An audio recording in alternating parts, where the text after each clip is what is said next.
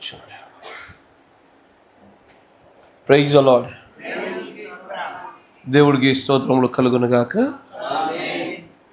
ప్రభు అయిన యేసుక్రీస్తు నామంలో కూడి వచ్చినటువంటి మీ అందరికీ కూడా వందనాలు మరియు శుభములు తెలియజేస్తా ఉన్నాను. దేవుడు మిమ్మల్ని దీవించును గాక. మంచిది. మనందరం కూడా సమయాన్ని సద్వినియోగపరచుకొని మన పరిశుద్ధ గ్రంథాన్ని తెరిచి అపోస్తుల కార్యములో 5వ అధ్యాయం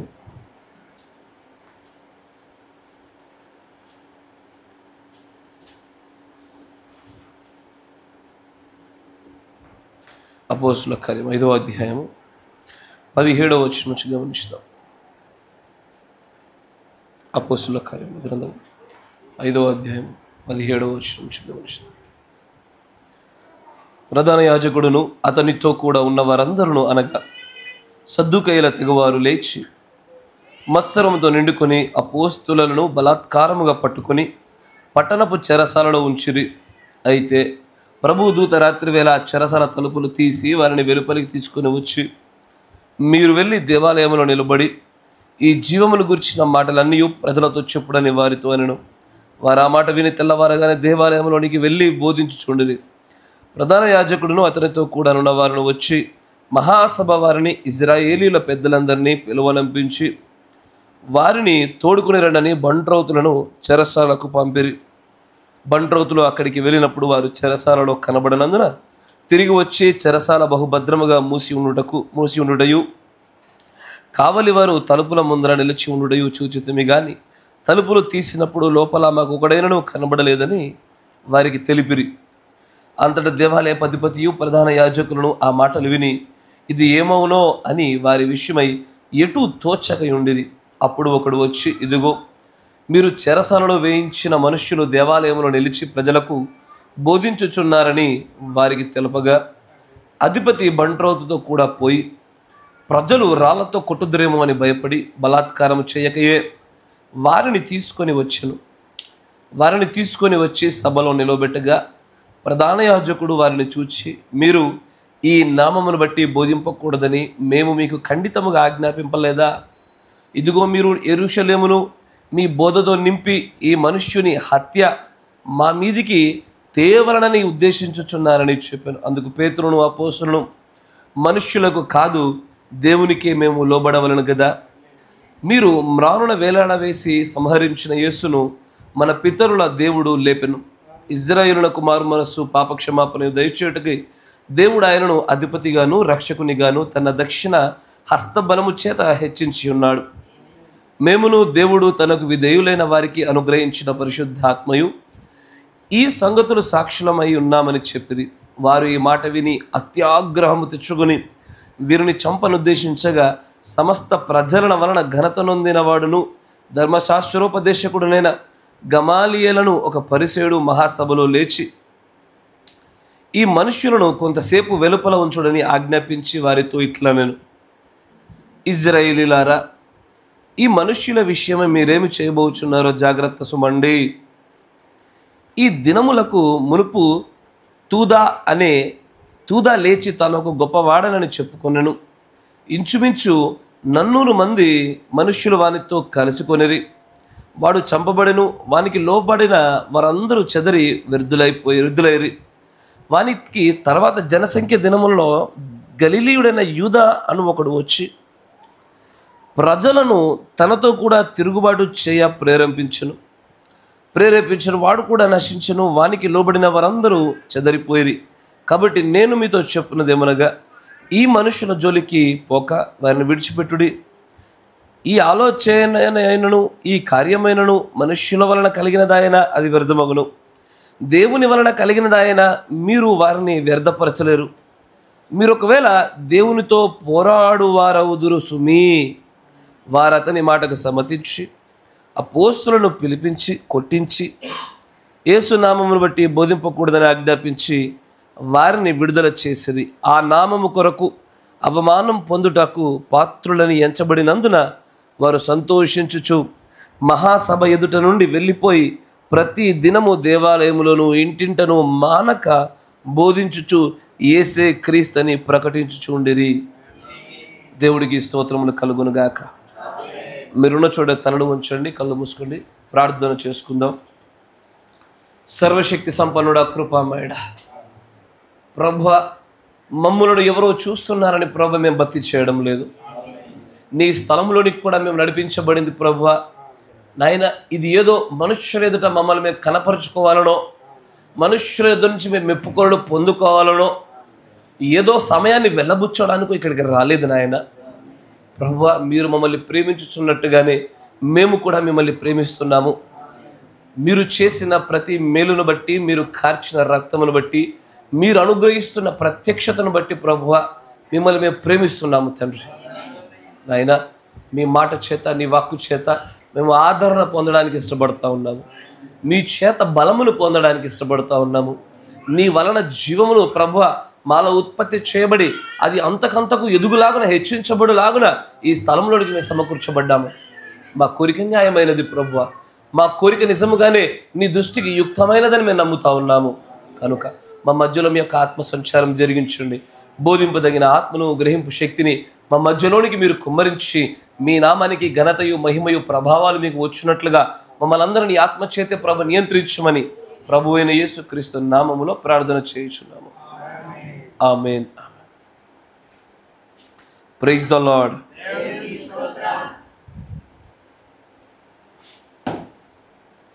ఇక్కడ చదవబడినటువంటి లేఖనాన్ని మీరు గమనించినట్లయితే,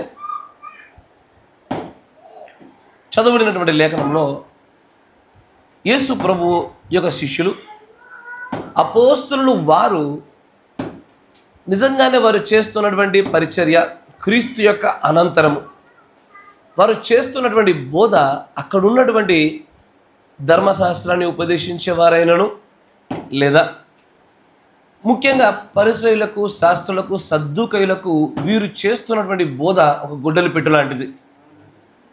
వారు నమ్మినటువంటి ఆ విధానం కూడా ఏ స్థాయి వరకు నిలబడగలుగుతున్నది అంటే, వీరు వచ్చి చెప్పిన మాటలు వినగానే అప్పటి వరకు ప్రజల మధ్యలో చాలా గొప్ప పేరును పొందినటువంటి శాస్త్రులైనను, పరిసయ్యులైనను, సద్దూకయులను, ధర్మశాస్త్రాన్ని ఉపదేశించే ప్రతి ఒక్కరికి కూడా ప్రజలందరి ఎదుట ఘనత పొందిన వీరు, ఇదిగో అపోస్తలుడు చేసిన బోధన బట్టి చూస్తే తమకు తామే చిన్న చూపుగా కనబడుతున్నారు.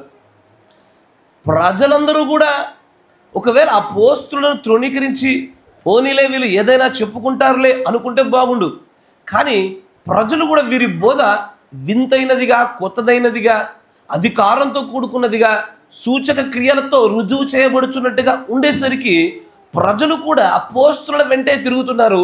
వారు ఎక్కడ నిలబడి బోధించినా, అది ఇంటింటైనను సరే, దేవాలయంలోనైనా సరే, అక్కడ ఎక్కడ బోధ జరుగుతున్నా అక్కడ ప్రజలు ఒక పెద్ద సమూహంగా సమకూర్చబడుట అనేది అన్ని వేళ అపోస్తలుల యొక్క పరిచయంలో సాగిన కార్యం. అది దీనిని చూసినప్పుడు ఈ ధర్మశాస్త్రోపదేశకులు అవ్వచ్చు, శాస్త్రులు అవ్వచ్చు, ఆ మహాసభలో ఉండే ఏ పెద్దవారైనా కూడా ఆ ప్రజల ఎదుట ఏదైనా చేద్దాము అంటే వారికి ధైర్యం సరిపోలేదు. ఎందుకంటే ప్రజలు వారి వెంబడి ఉంటుండగా వారి ఎదురుగానే వెళ్ళి వీరిని పట్టుకుందామా, వీరిని తప్పందామా, వీరిని ఏదైనా చేద్దామా అని ఆలోచన కలిగినప్పుడల్లా ఎక్కడ ప్రజలు మనల్ని రాళ్లతో కొడతారేమో అనేటువంటి ఒక భయంతో నేరుగా వాళ్ళని ఏది చేయలేదు. వాళ్ళని చెరసాల్లో వేశారు. చెరసాల్లో వేసినటువంటి ఆ బందీలుగా ఉన్నటువంటి వారు, బందీలుగా ఉన్నటువంటి ఆ బందీ గృహాలు అట్టాగే ఉన్నాయి, కాపలదారు అలాగే ఉన్నారు.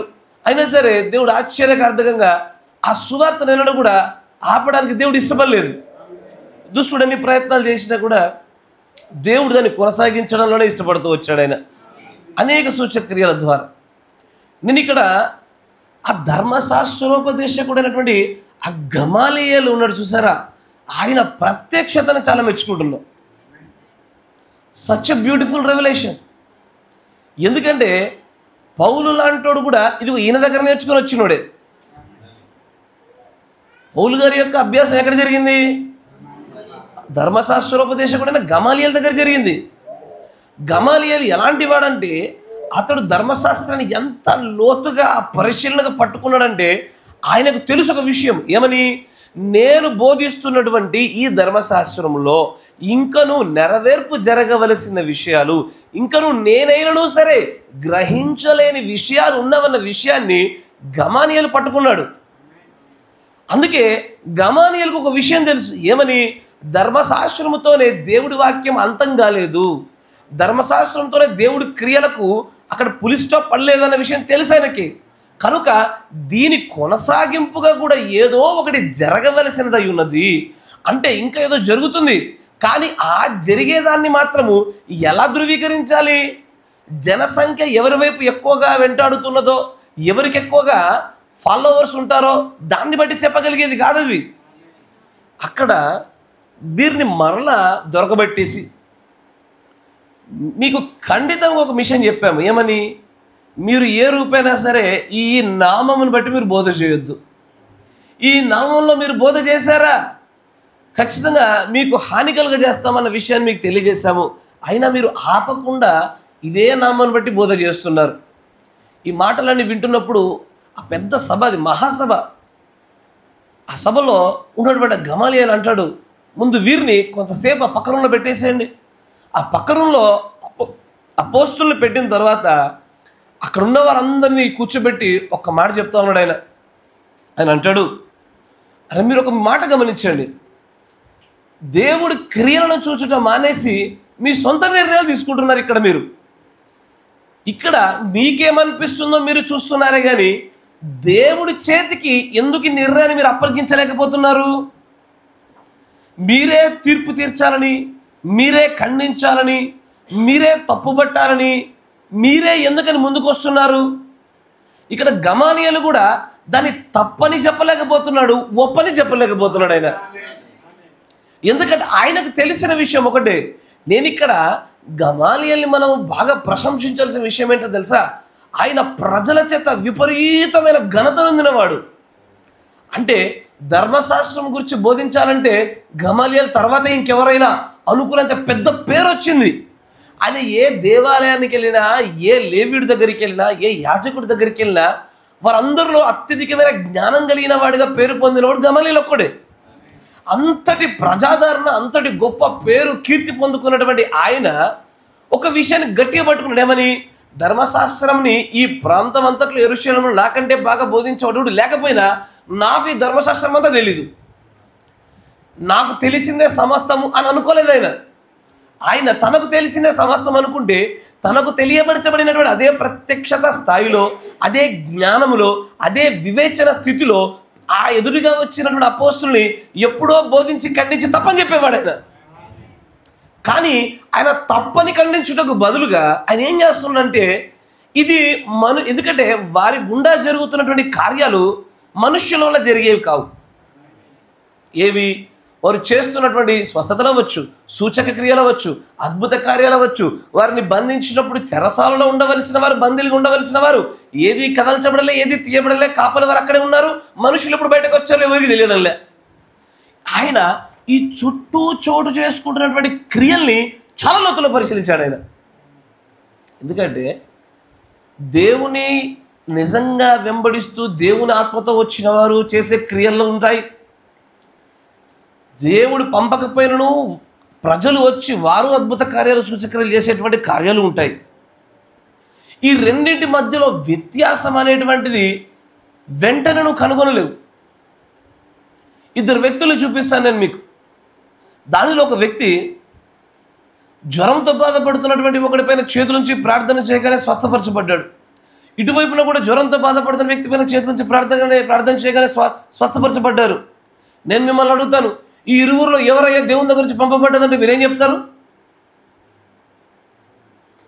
రెండు వైపులా సమానమైనటువంటి ఒకే రకమైన పరిస్థితులు. ఇద్దరు సరిగ్గానే ప్రార్థన చేశారు, ఇద్దరి ప్రార్థన అంగీకరించబడింది, ఇద్దరు కూడా ఆ స్వస్థత అనేటువంటి వరాన్ని చక్కగా ప్రదర్శించారు. కానీ ఈ ఇరువురిలో దేవుడి వలనైనది, దేవుడి వలన కానిది అని చెప్పడానికి దేన్ని ఆధారం చేసుకొని చెప్పవచ్చు? ఈ రోజున ఇలాంటి వాటిని బట్టే కదండి విశ్వాసుల సంఘాలను ఎన్నుకుంటున్నది. ఇలాంటి వాటిని బట్టే కదా సంఘాలలో విశ్వాసుల సంఖ్యను, ఆ సంఘంలో ఆ పరిచర్య స్థాయి అయినా కూడా ఈ వరాలను బట్టి ఆధారపడి ఉన్నది. కానీ ఈ వరాలను బట్టి నువ్వు వెన్నటికి దేవుడి నుంచి పంపబడ్డవాడా కాదా అని నువ్వు వెన్నటికి చెప్పలేవు, అక్కడితో ఆగలేవు. అక్కడ గమాలీయేలు ఆలోచన స్థితి కూడా అదే.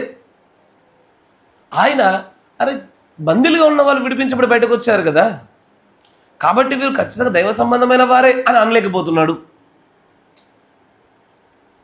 కానీ ఇవి ఎన్నడూ వినటువంటి బోధే, ఇది కొత్తగా ఉందే. వీరు యేసే క్రీస్తు అని చెప్తున్నారు, మెస్సే అని చెప్తున్నారు. దానికి ఆధారాలు మిగిలిన వాళ్ళందరికంటే బాగా తీర్పు తీర్చగలిగే స్థాయి కలిగిన వాడు గమలీయేలు ఒక్కడే. అయినా సరే వీళ్ళు తప్పని చెప్పలేకపోతున్నాడు. ఆయన ఒకటే మాట చెప్పాడు. ఏమని? ఇప్పుడు అక్కడ ఉన్న వాళ్ళందరూ కూడా ఈయన మాట వినే చల్లబడ్డారు. ఈయన ఒక్కడి మాట విని ఆగిపోయినారు వారంతా. ఎందుకంటే ఈయన మోస్ట్ ఇంటెలిజెంట్ ప్రీచర్ కదా. ఇప్పుడు ప్రతి సంఘంలో ప్రతి శాఖలో ఒక గొప్ప బోధకుడు ఉంటాడు. నా మాట వినండి.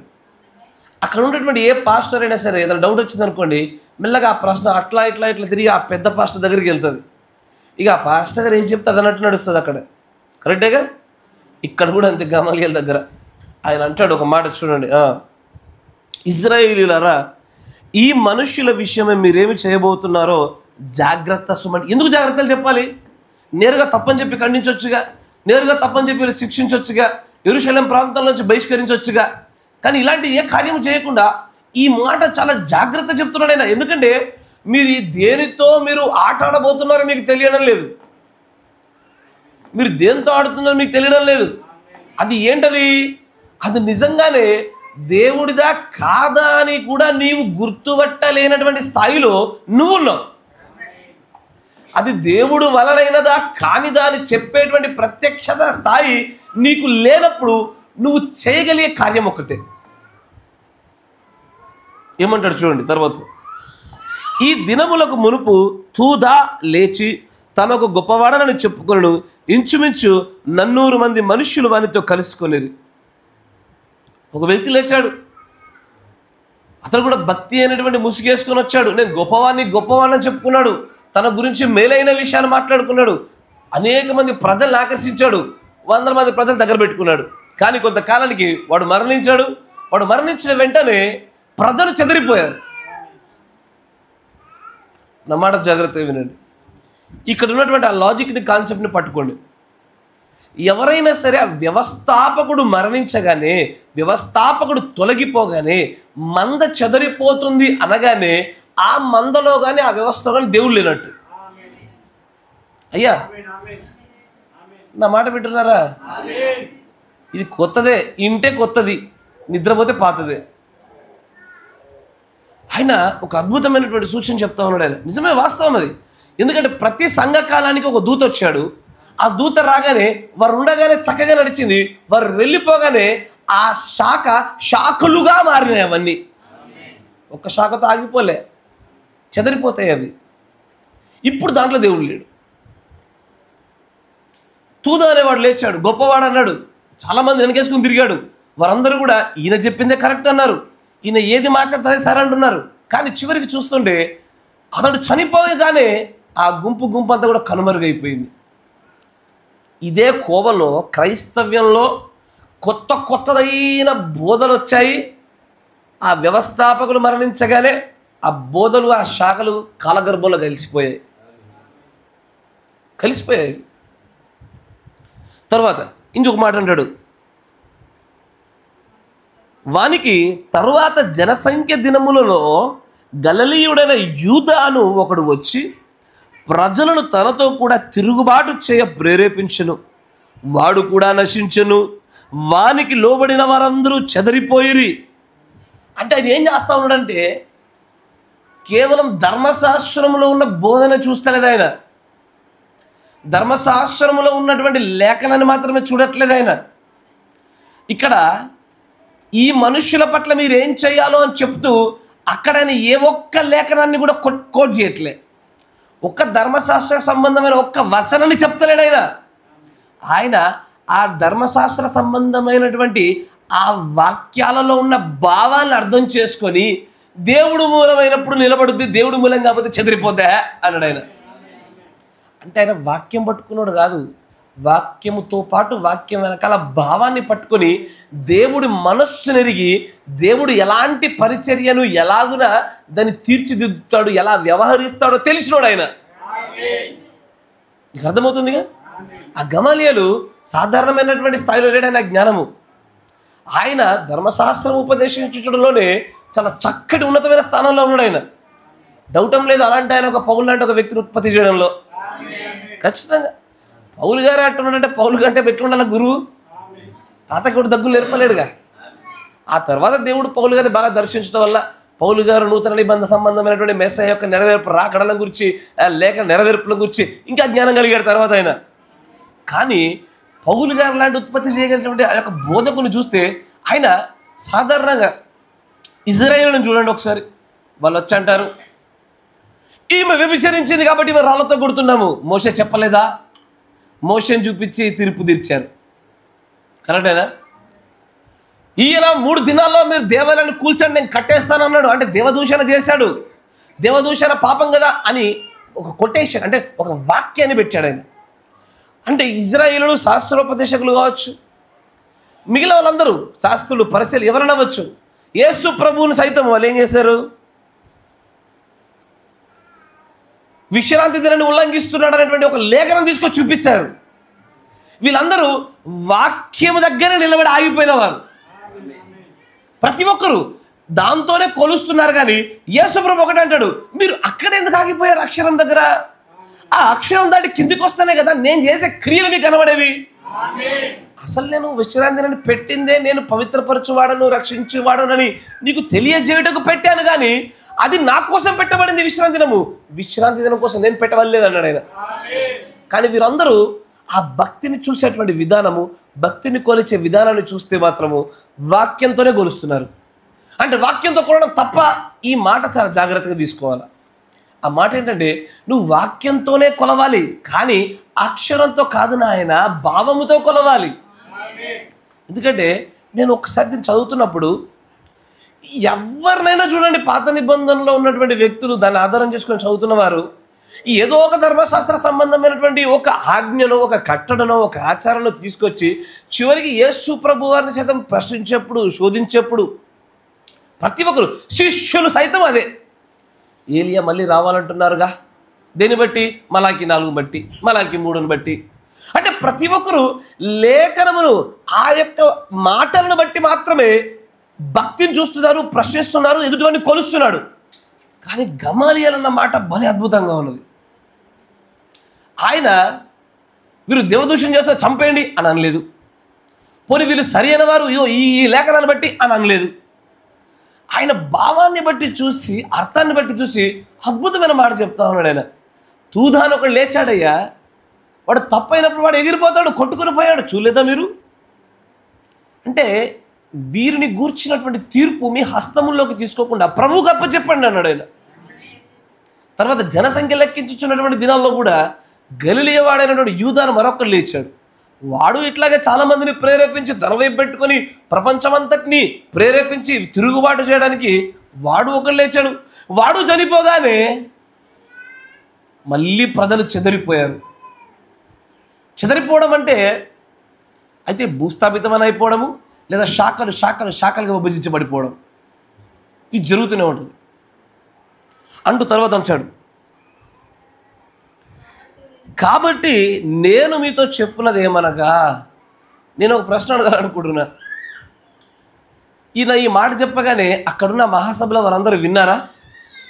ఆబ్వియస్లీ ఖచ్చితంగా విన్నారు.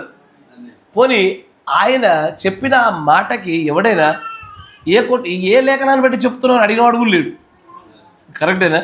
అప్పటిదాకా లేఖనాలను గురించే యేసు ప్రభువుని, శిష్యుల్ని తలకే తిన్న వాళ్ళంతా గొప్పవాడు, ప్రసిద్ధి చెందినవాడు, ప్రజలలో గొప్ప ఘనత చెందినవాడు, ఉపదేశకుడు కనుక అతడు చెప్పేసరికి నమ్మేస్తున్నారు ప్రజలు. నమ్మి ఆయన అంటాడు, నేను చెప్పుతో ఒకటే, ఏంటి ఆయన చెప్పేదంటే అని అంటాడు, ఈ మనుష్యుల జోలికి పోకండి అయ్యా. మీరు ఎందుకు వీరు వెంబడి పోతా ఉన్నారు? మీకు దేవుడి కార్యముల గురించి అవగాహన లేదా? ఈ ఆలోచన ఏమను, ఈ కార్యమైనను మనుష్యుల వలన కలిగినదాయన అది వ్యర్థమగు, దేవుని వలన కలిగినదాయన మీరు వారిని వ్యర్థపరచలేరు. మీరు ఒకవేళ దేవునితో పోరాడు వారు. అంటే దాని అర్థం ఏంటి? ఇప్పుడు వీరిని ఇలాగ ఫ్రీగా వదిలేస్తుంటే మరి అనేక మందిని మారుస్తారుగా, అనేక మందిని కొల్లగొట్టుకొని పోతారుగా. వీరిని తప్పనుకొని సరే తప్పైన పర్వాలేదు దేవుడు చూసుకుంటారని వదిలేసినంత మాత్రాన వారు గొప్ప గొప్ప క్రియలు చేస్తూ చాలామందిని కొట్టుకుపెట్టేటే ఉన్నారు. అయినా సరే తీసుకెళ్ళిపోతారు అన్న విషయం తెలిసినటువంటి గమాలియలు కూడా మీరు ఊరకుండండి అయ్యా, మాట్లాడియండి వాళ్ళని, వాళ్ళు చేసుకోనివ్వండి. ఒక్కొక్కడు ఒక్కొక్క దాంతో కడుతున్నాడు, కట్టనివ్వండి. ఒక్కొక్కడు ఒక్కొక్క దాంతో నిర్మాణం చేస్తున్నాడు, చెయ్యనియండి. ఇది దేవుడి వల్ల కలిగిందా? నిల్చుద్ది. మనుష్యుల వల్ల కలిగినప్పుడు ఎన్నటికీ నిలవదు, ఎప్పటికీ సాగదు అది అంటూ ఆయన చెప్పిన ఆ మాట ఎంత అద్భుతంగా ఉన్నదంటే కరెక్టేగా. ఇప్పుడు నిజంగానే దేవుడి యొక్క ప్రజలు ఒక చోట ఉన్నప్పుడు ఈ తొర్లిగొండలో దేవుడి యొక్క, నేను చెప్పే జాగ్రత్తగా ఉండండి, క్రైస్తవులుగా మారుతున్న వారి గురించి చెప్పడం లేదు, దేవుని యొక్క నిజ వధువు నిజ భార్య ఉన్న చోట వారిపైన తప్పుడు యొక్క బోధ జరుగుతున్నప్పుడు దేవుడు చూస్తూ ఊరుకుంటాడా? దేవుడు తన భార్య పైన ఒక తప్పుడు వ్యక్తి ప్రభావం, తప్పుడు బోధ ప్రభావం జరుగుతుంటే ఊరుకునేవాడాయన? ఏ రూపేనైనా సరే, కళనో దర్శనమో వాక్యమో పాటో వ్యక్తో సువార్థికుడు ఏదో ఒక రూపంలో రండి మీరు దాని నుంచి బయటకి చెప్తాడు ఆయన. ఖచ్చితంగా దేవుని ఎన్నికలో లేని ప్రజలు ఎలా పైన నడపడించుకోడు ఆయన, లెక్క చేయడు ఆయన. ఎందుకంటే వారు దేవుడు ఎన్నికలో లేరు, దేవుని వెంబడించడానికి వారు ప్రాణార్పణంగా పోయబడుతున్నవారు కాదు. అందుకే ఈ రోజున మీరు గమనిస్తే తర్వాత కొన్ని మాటలు చూడండి. వారు అతని మాటకు సమ్మతించి, ఎందుకు సమ్మతించారు అని ఏ లేఖనాన్ని చెప్పలేదే, ఏ లేఖనాన్ని గురించి మాట్లాడలేదే, కానీ ఆయన చెప్పిన ఉపదేశము మాత్రము చరిత్రలో వారి గతకాల జీవితంలో దేవుడు ఆ కాలములో మనుష్యులను సంధించుచున్న విధానాన్ని తీక్షణంగా పరిశీలించి తెచ్చుకున్న జ్ఞానం అది. తర్వాత సమ్మతించి పిలిపించి కొట్టించి ఆజ్ఞాపించి వారిని విడుదల చేసిరి. కానీ విడుదల పొందినటువంటి శిష్యులు మాత్రము ఆయన నామాన్ని బోధించడం ఎంతో అవమానం కలుగుతూ ఉంది, ఎన్నో దూషణలు పడతా ఉన్నాయి, అనేక చోట్ల బందీలు అవుతున్నారు, అనేక మంది రకరకాల మాటలు అంటున్నారు. అయినా సరే ఇది మహదానందం అని, సంతోషం అని ఎంచుకుంటున్నారు. ఈ రోజున కూడా ఈ వర్తమానం పైన జరుగుతున్న దాడి అంతా ఇంత కాదు. విపరీతమైనటువంటి ఈ సత్యవాక్యం పైన ఘోరాతిఘోరమైన దాడి జరుగుతూ ఉంది. ఆ దాడిని అనేక రీతులుగా చూస్తున్నారు.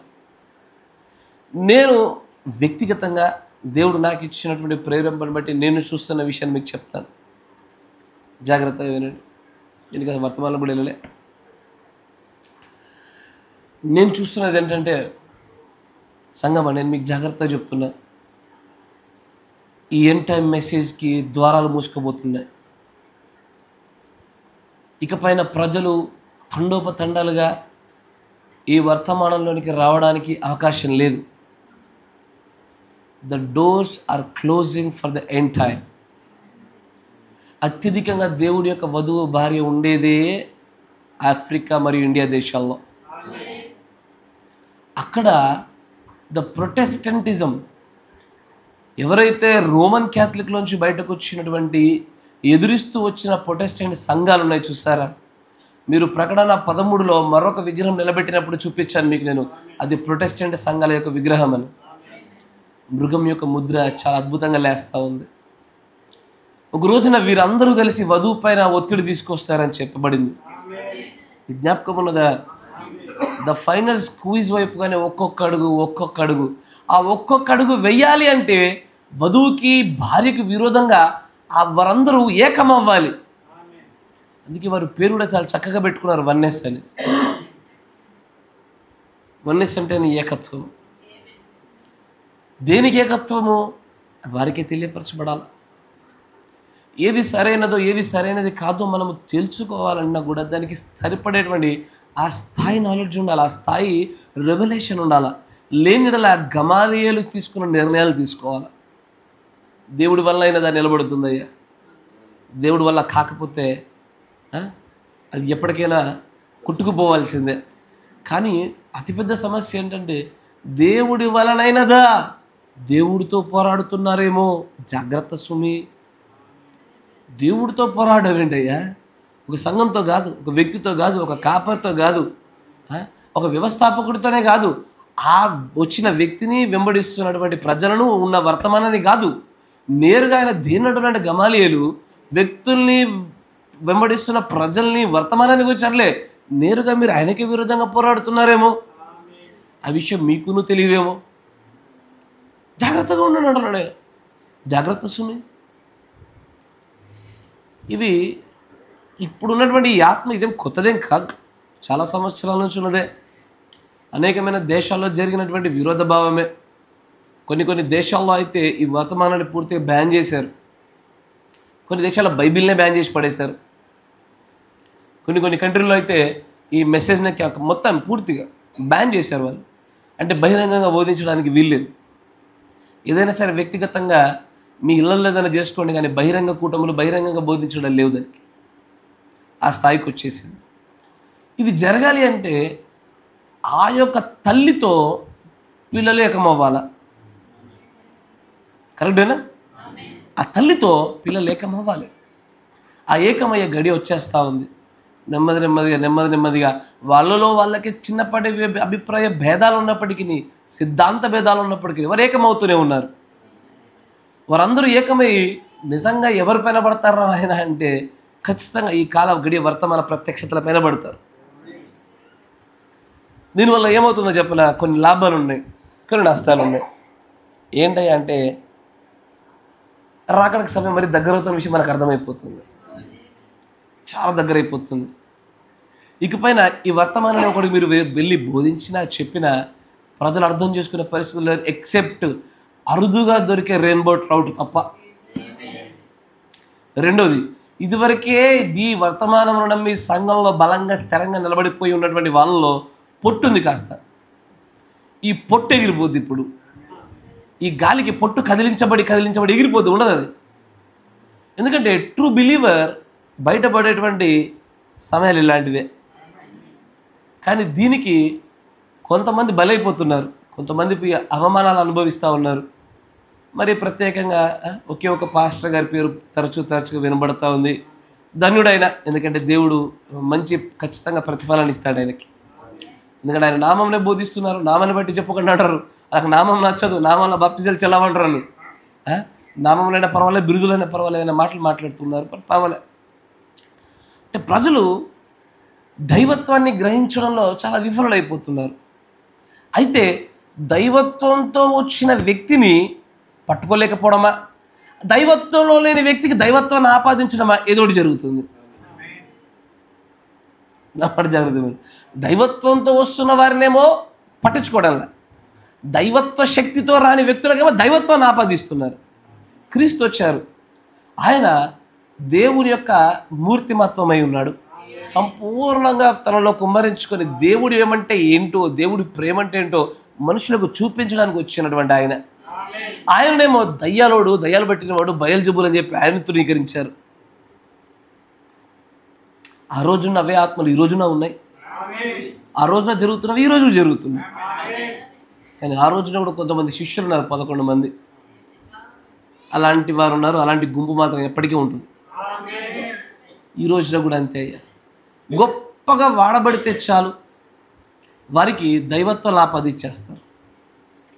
కొంచెం బలంగా దేవుళ్ళు వాడబడితే చాలు వారికి దైవత్వాన్ని ఆపాదించేస్తారు. అదే రీతిగా ఎంతోమందిని క్రీస్తులను చేశారయ్యా ఈ లోకంలో. అన్నమాట వినండి, చార్లెస్ తెజ్ రస్సెల్ని క్రీస్తు చేశారు, యెహోవా సాక్షుల యొక్క ఫౌండర్. ఆయనతో పాటు కొంతమంది లార్కిన్స్ గారిని చేశారు, కొంతమంది అయితే బ్రహ్నం గారిని చేసి పడేశారు. అనేకులను అంతెందుకయ్యా, ప్రారంభ దినాల్లో పౌలు గారే అంత్యక్రీస్తు అని పిలిచారంటాడు. ఆయన చేసినటువంటి బోధ, ఆయన చేసిన పరిచర్య ఎలాంటిదంటే ఆయనను అంత్యక్రీస్తు అని పిలిచేశారు. మరికొంతమంది ఏమో లేదు మా పాస్టరే దేవుడు అనేటివి చేస్తారు. అంటే ఈ స్పిరిట్స్, ఈ ఆత్మలు ఎక్కడికి పోలేవు. ఈ ఆత్మలు నేటికి సాగుతూనే ఉన్నాయి. కానీ ఇవి విజృంభణలోనికి విస్తృతంగా బయటకు రావడం గల కారణం ఏంటంటే, సంగమ నీవు నేను గుర్తుంచుకోవాల్సిన విషయం ఒకటే, ఒత్తిడి అంటే ఎట్లా వస్తుంది? నీ యొక్క కణితి పైన గన్ను పెడతాడా, నీ గొంతు పైన కత్తి పెడతాడా? నువ్వు బహిరంగంగా నువ్వు బోధ చేయలేకుండా ఉండేటువంటి ఒత్తిడి వస్తుంది. నువ్వు ఎక్కడికైనా బోధ పెడదామని చూసావా, ఈ వర్తమానం తప్పని చెప్పేసి పరిగెత్తుకొని వచ్చి ఎదురు తిరిగేటువంటి క్రైస్తవులు నిలబడతారు. ఈ ఒత్తిడి మీరు అనుకుంటున్నటువంటి రీతిలో ఏదో గుండాగాడు వచ్చి మీ మీద కత్తి పెట్టినట్టు వచ్చే ఒత్తిడి కాదు. ఇది ఈ మెసేజ్ని ప్రకటించకుండా వచ్చే ఒత్తిడి. ఇది నిజంగానే స్టార్ట్ అవుతుంది. అది జాగ్రత్త. ఇవన్నీ కూడా అటువైపుగానే ప్రయాణం అవుతున్నాయి. కానీ మన వ్యక్తిగతమైన సిద్ధపాట్లు మీరు జాగ్రత్తగా ఉండండి. నేను మరలా చెప్తున్నా, మీ దేహాన్ని పోషించుకుంటున్నారో లేదో నాకు తెలియదు. మీ పిల్లల పెంపక పోషణ విషయంలో మీరు చాలా జాగ్రత్తగా ఉన్నారో నాకు తెలియదు. ఒక మాట చెప్తాను నేను మీకు, చూడండి. మనం ఈ రోజున ఏ స్థాయికి రావాలంటే nothing should excite us more than this message. ఈ వర్తమానం తప్ప అసలు మనకి ఏది కూడా ఆనందకారకంగా కనబడకూడదు. నా మాట జాగ్రత్త అండి. నాకు కొడుకు పుట్టినాడు. నేను నిజం చెప్తున్నా, అంతరంగంలోంచి మాట్లాడుతున్నా. నేను పెద్దగా ఉప్పొంగింది ఆనందపడింది లేదు. అంటే బేసికల్లీ ఇలాంటి వాటికి నేను దూరంగానే ఉంటాను. అంటే అనురాగాలు ప్రేమలు లేవా? ఉంటాయి. కానీ నేను ఆనందపడేది ఇలాంటి వాటిని బట్టి కాదు. నా సంపూర్ణంగా నేను ఆనందపడేది ఇది ఈ వాక్యాన్ని బట్టి, వర్తమానాన్ని బట్టి. Nothing excites me more than this message. ఏది ఎక్సైట్ చేయలేదు. అది ఉద్యోగం వచ్చినా, డబ్బు వచ్చినా, ఏదొచ్చినా, అది ఏ జరిగినా సరే అది నాలో ఏ పెద్ద చల్లాన్ని కలిగించలేకపోతుంది. బట్ ఏదన్నా ఈ వర్తమానంలో ఏదైనా ప్రత్యక్ష దొరికిందనుకోండి, ఇక ఆ రోజు మొహమ్మద్ వెలిగిపోతుంది మనది. నా మాట వింటున్నారా? చాలామంది ఆ స్థాయికి రావడం లేదు. ఇది కూడా పరిపూర్ణ స్థాయి కాదు. ఇంకా ఈ రోజున ఏమైపోతుందంటే, నా మాట జాగ్రత్త వినండి, కొన్ని బాధ్యతలు పెరగగానే వర్తమానాన్ని, దేవుణ్ణి, మందిరాన్ని పూర్తి నిర్లక్ష్యం చేసేటువంటి ఒక పోకడ వచ్చేసింది కదా. పిల్లలు అంటారు, పిల్లలు రాగానే పిల్లల కోసం మందిరాలను ఎగురగొడతారు. కారులు అంటారు, బంగ్లాలు అంటారు, ఇల్లులు అంటారు, అవి రాగానే దేవుని మందిరాలు ఎగురగొట్టేస్తారు. అవి వరకు ఆనందకారకాలు ఉన్నాయి. అందుకే దేవుడు వాటిని ఇవ్వడానికి ఆలస్యం చేశాడు. అట్లాగే సాగుతుంది. ఇదివరకు చెప్పాను, యోబు యొక్క విషయంలో నేను మీకు అదే చెప్పాను. యోబు ధనం బట్టి దైవభక్తిలో మార్పు చేర్పులు కలిగిన వాడు కాకపోవటం వల్లే 2 కాదు 10 పొందుకుంటాడు ఆయన. అరే వీడికి డబ్బు ఇచ్చినా మారడు అన్నప్పుడే నీకు అధికంగా డబ్బు ఇస్తాడు. నీకు ఎంత అధికారం ఇచ్చినా, ఎంత పదవి ఇచ్చినా సరే వీటిలో ఏ మార్పు కలగదన్న చోటే అవి ఇస్తాడు ఆయన. కొంచెంలో నమ్మకంగా ఉంటే అధికమైన వాటిపై నియమిస్తాడు. కొద్ది ఆశీర్వాదం రాగానే ప్రార్థనలు ఎగిరిపోయినాయి. క్రమాలు తప్పేస్తారు, చర్చికి టైంకి రారు, సంఘాలలో ఉండరు, కనబడరు. ఇక ఇదే దేవుడు చూసేది. కొంచెంపాటి ఆశీర్వాదంతోనే కదిలేవాడిని దేవుడు అన్నిటికీ ఆశీర్వదించాడు. దేన్ని బట్టి ఆనందం మనకి? ఇది ఇల్లులను బట్టా, వాహనాలను బట్టా, పశువులను బట్టా, ఇది లేకపోతే ఆ సంపాదనను బట్టా, పిల్లకాయలను బట్టా, తల్లిదండ్రులను బట్టా, దేన్ని బట్టి ఆనందపడాలా? ఏ ఆనందమైనా సరే నశించిపోయేదే. కరెక్టేనా? ఎసార్నో? ఈ రోజున ఓ పిల్లడు పుట్టి దగ్గర పెట్టుకుని అబ్బాబ్బాబ్బా అంటారు. 2 రోజులు ఆగు అంటే ఏం ఏడు ప్రవీణ్ పక్కన పడిస్తావు అన్నీ. కరెక్టేనా? ఎసార్నో? ఏ వాహనమైనా, ఏ గృహం, ఏదైనా అంతే. అది తాత్కాలికమైన ఆనందమే. దాంట్లోనే ఎక్కడో లేనటువంటి ఆనందాలు ఎత్తుకుంటున్నారు. ఈ లోకం ఇచ్చినట్లుగా నేను మీకు ఇవ్వను రా అని చెప్పిన తర్వాత కూడా మళ్ళీ లోకం ఇచ్చే ఆనందాలు ఎత్తుకుంటున్నాం మన బతుకులకి. ఇంకా మన పరిపక్వంలోకి రాలే. We are not at matured spiritually. ఆత్మ సంబంధంగా మనం పరిపక్వ దశలోకి వచ్చిన వారం కాదు. జాగ్రత్తగా ఉండండి. ఈ రోజున అనేకులు కూడా ఇలాగే సహోదరుడు బ్రహ్మం గారిని కూడా క్రీస్తుని చేసి పడేశారు. ఈ కాల వర్తమాన్ని కూడా వర్తమాన అంశంలో మనం కొంచెం ముందుకు సాగిపోతాం. జాగ్రత్తగా వినండి. దాంట్లో ఒక కొటేషన్ గమనించింది. 63-110M. ఆసక్తిగానే ఉన్నారా?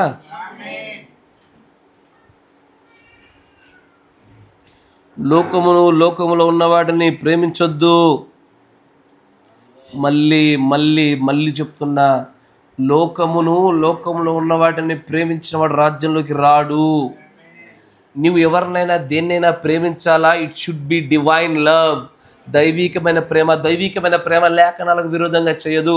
దైవికమైన ప్రేమ లోకపు కార్యాలను తృణీకరించి దేవుడు కార్యాలు చూస్తుంది. దైవికమైన ప్రేమ తిండిని సైతము నిర్లక్ష్యం చేసి దేవుడు పని జరుగుతుందా లేదని చూస్తుంది. దైవికమైన ప్రేమ కుమార్తెను త్యాగం చేసుకున్నా పర్వాలే, దేవుణ్ణిలో నిలబడేటట్టుగా చేస్తుంది, అబ్రహాం నిలబెట్టినట్టుగా. కానీ అంటూనే ఉన్నారు, కానీ లోకంనే ప్రేమిస్తున్నారు, లోకంలో ఉన్న వాటినే ప్రేమిస్తున్నారు. జాగ్రత్త. మళ్ళీ చెప్తా ఉన్నా, టైం దగ్గర పడుతుంది కాబట్టి చెప్తున్నాయి మళ్ళీ ఈ విషయాన్ని బలంగా. 152 పేర ఇప్పుడు చెరలో ఉన్న ఆత్మలు, ఇప్పుడు చెరలో ఉన్న ప్రాణాల వర్తమానంలో 152 పేర చూడండి.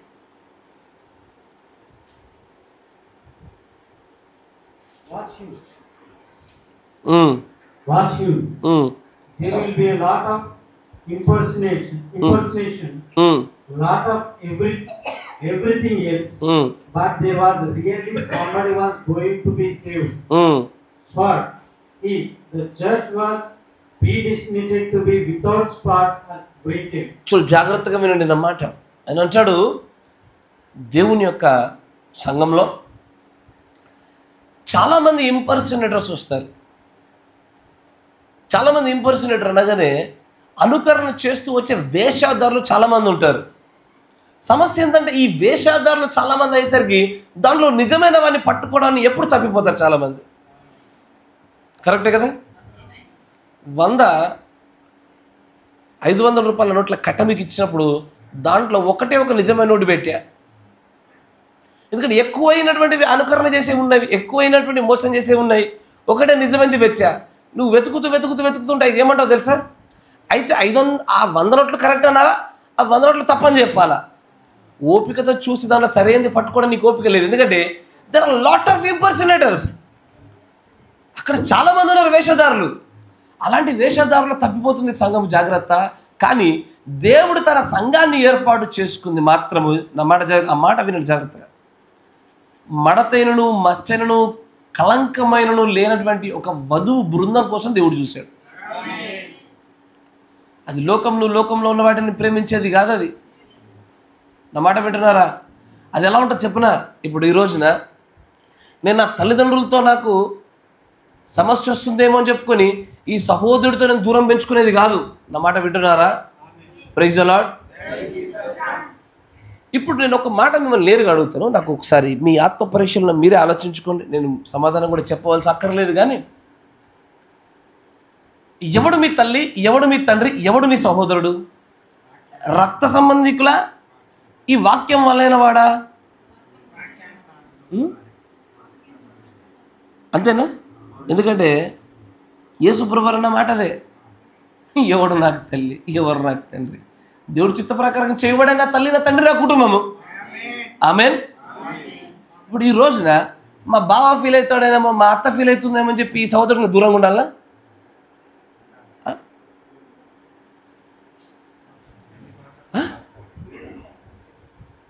అయ్యా నా మాట జాగ్రత్త. ఎందుకంటే టైం దగ్గరకు వచ్చేసింది. నేను ఇక ఏమంటారు దాన్ని, మేబీ మనం ఇంకా మర్మాలను దాచుకొని హోల్డ్ చేసుకొని మెల్లమెల్లగా వదిలేదు కాదు, ఆల్ అవుట్ బరస్ట్ చేసి పడేద్దాం. ఇక్కడ నుంచి టైం దగ్గర పడ్డది, ఇక్కడ నుంచి అని బయటకు గక్కేద్దాం. ఉంటుంటాం పిక్తాం, అంతేనా? మనం ఉంటుంటాం పిక్తాం, మీరు ఉంటుంటారు పోతారు. మొత్తానికి రాజ్యాలు ఉండాలి ఇష్టపడుతున్నాను నేను. మీరేమన్నా అనుకోండి. ఎస్ సార్, పాస్టర్ని మార్చిన బాధ లేదు, రాజ్యాన్ని మార్చలేరుగా, మన డెస్టినేషన్ కూడా మార్చలేదు. నేను అడుగుతాను, నేను నా బంధువులు ఇబ్బంది పెడుతున్నానని చెప్పేసి నా దేవుడి చిత్తమును చేస్తున్నా నిజమైన కుటుంబీకులను బాధ పెట్టాలన్నా, రక్త సంబంధికులను బాధ పెట్టాలన్నా? మనం ఎవరికి ప్రాధాన్యత ఇస్తున్నాము ఒకసారి చెప్పండి, ఆలోచించుకోండి.